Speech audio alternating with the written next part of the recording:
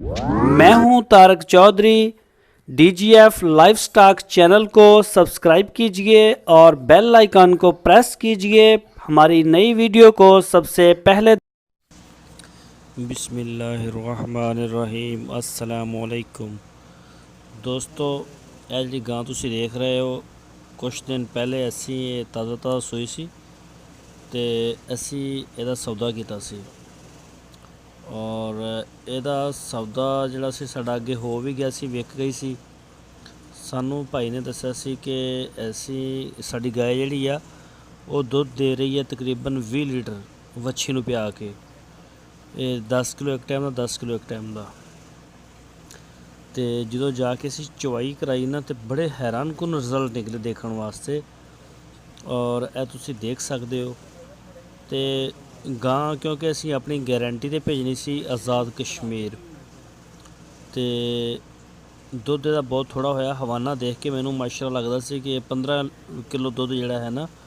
ਉਹ ਇੱਕ ਟਾਈਮ ਦਾ ਕਰੇਗੀ। ਤੁਸੀਂ ਵੀ ਦੇਖ ਸਕਦੇ ਹੋ ਆਪਣੀ ਸਕਰੀਨ ਦੇ ਉੱਪਰ, ਲੇਕਿਨ ਇਹਦਾ ਦੁੱਧ ਬੜਾ ਥੋੜ੍ਹਾ ਨਿਕਲਿਆ।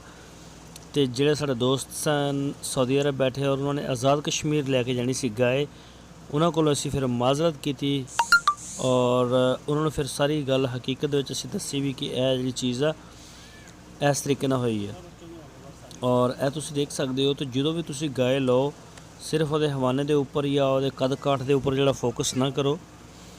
ਜਿਹੜਾ ਦੁੱਧ ਹੁੰਦਾ ਅੱਲਾ ਪਾਕ ਦੀ ਦੇਣ ਹੁੰਦੀ ਆ। ਹਵਾਨੇ ਦਾ ਇਹਦੇ ਵਿੱਚ ਕੋਈ ਖ਼ਾਸ ਫੰਕਸ਼ਨ ਨਹੀਂ ਹੁੰਦਾ। ਹੁਣ ਇਹ ਮੈਂ ਨਹੀਂ ਜਾਣਦਾ ਵੀ ਹਵਾਨਾ ਐਡਾ ਵੱਡਾ ਕਿਉਂ ਸੀ, ਲੇਕਿਨ ਦੁੱਧ ਬਹੁਤ ਕਮ ਨਿਕਲਿਆ। ਤੁਸੀਂ ਦੇਖ ਸਕਦੇ ਹੋ ਔਰ ਵੀਡੀਓ ਨੂੰ ਤੁਸੀਂ ਐਂਡ ਤੱਕ ਦੇਖਣਾ ਔਰ ਸਾਨੂੰ ਦੱਸਣਾ ਫਿਰ ਕਿ ਤੁਹਾਨੂੰ ਸਾਡੀ ਵੀਡੀਓ ਕੈਸੀ ਲੱਗੀ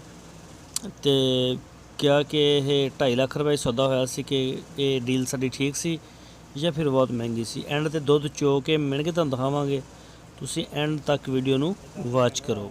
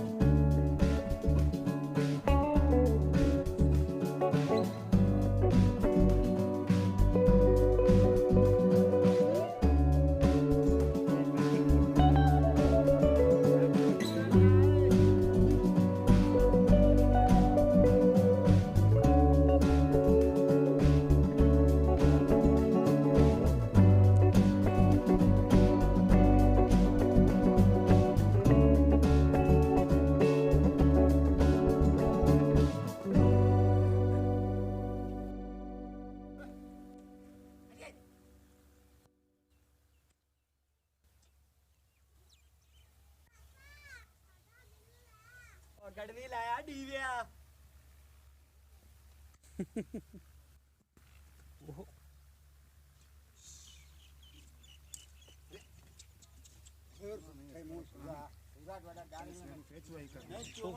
ਉਪਰ ਆ ਚੱਕਣਾ ਉਪਰ ਟੱਕਣ ਮੈਂ ਗੜਵੀ ਆਣਾ ਉਹ ਡੱਲੂ ਆਉਂਦੇ ਨੇ ਕੋਈ ਗੱਲ ਨਹੀਂ ਮੱਛਰ ਦੇ ਮਾੜਾ ਜਿਹਾ ਆ ਪਹਿਲੇ ਮੁੱਦੀ ਕਰ ਦੇ ਚਲੋ ਬਸ ਠੀਕ ਹੋ ਹਾਏ ਹਾਏ ਹਾਏ ਨਹੀਂ ਉੱਤੇ ਕਰ ਲੈ ਮੂੰਹ ਉਹਦੇ ਡੁੱਲੂ ਗੜੇ ਜਿਹੜੇ ਇੱਥੇ ਡੁੱਲੂ ਪਾਈ ਆ ਇੱਕ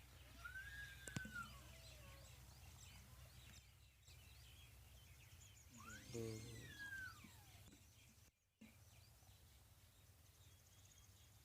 ਤਿੰਨ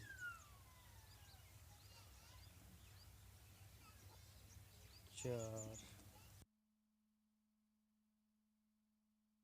ਹਾਂਜੀ ਸਮਝ ਲਓ ਪੰਜ ਸੁਬਾਹ ਨੂੰ ਗੜਵੀ ਆਏ ਹਾਂ ਤੇ ਦੋ ਢਾਈ ਗੜੀ ਮੈਂ ਬੱਚੀ ਚੌਂਕੀ ਹੋ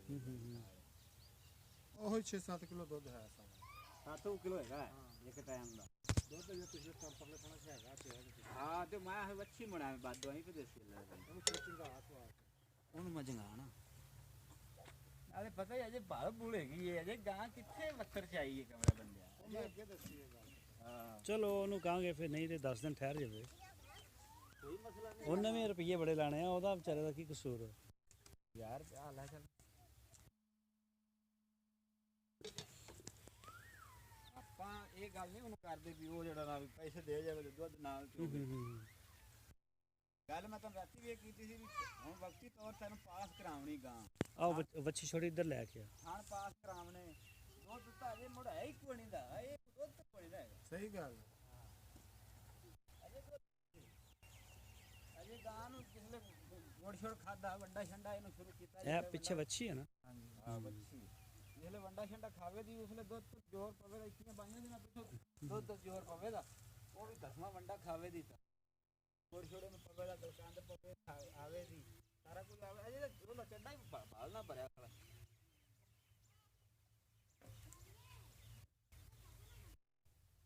ਅਗਲੇ ਥਾਂ ਹੀ ਦੁੱਧ ਹੁੰਦਾ ਹੈ